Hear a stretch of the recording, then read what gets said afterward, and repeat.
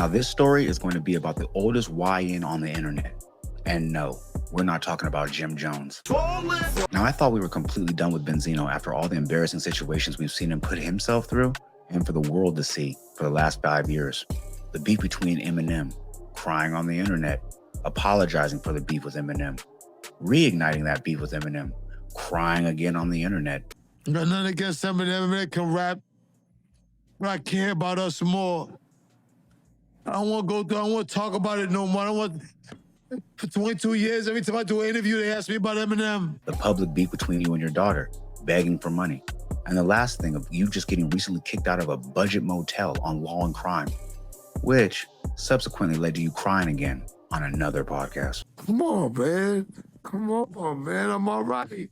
I don't want my DMs filled with, I've had 9 pages knocked down, 1 million. White people think I love all people. And during that podcast, you had a Dame Dash answer for being broke. Because it doesn't matter how rich I am. If you look at my network, I'm always going to be broke. But in typical illiterate fashion, it was obvious that Benzino could not read the room when he dropped his new On The Block freestyle. Now, at first glance, when I seen the walkout, you could tell from a distance his knees is giving out. That walk is not giving ominous, it's giving osteoporosis. First glance when I saw this, I thought about all the jokes Benzino's been taking about not having no neck.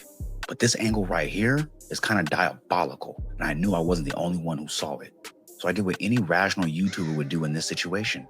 I went straight to the comments. So besides all the jokes, I noticed people were actually saying the track is fire, so I had to listen. All my YNs be on some kill shit, trail shit, like I'm in the rap on some pill shit. Now at this point, I felt like he either had a YN ghostwrite this for him, or he was channeling his inner Soulja Boy tell him.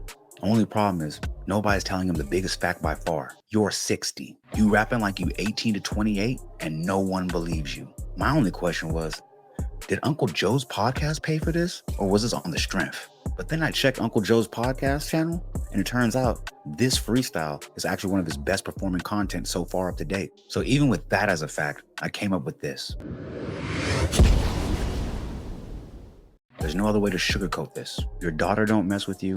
Your rap career is over. You have a drug and alcohol problem that can only be sustained with a Kodak Black level of handling around him. And if that was your entourage, after 30 years of being in this game, you need to hang it up. You got 28,000 views on someone else's channel. You couldn't even do it for yourself. And the whole internet is saying, at your age, you need to sit down somewhere. And I completely agree. But I'm not here to bash you.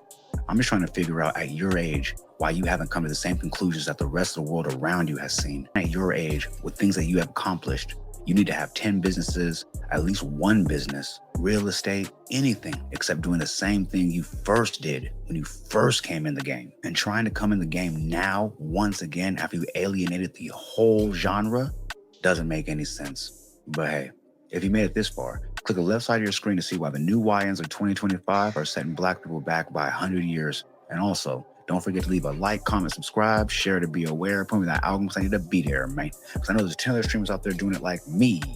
But fuck that little 10. I'm maxed out.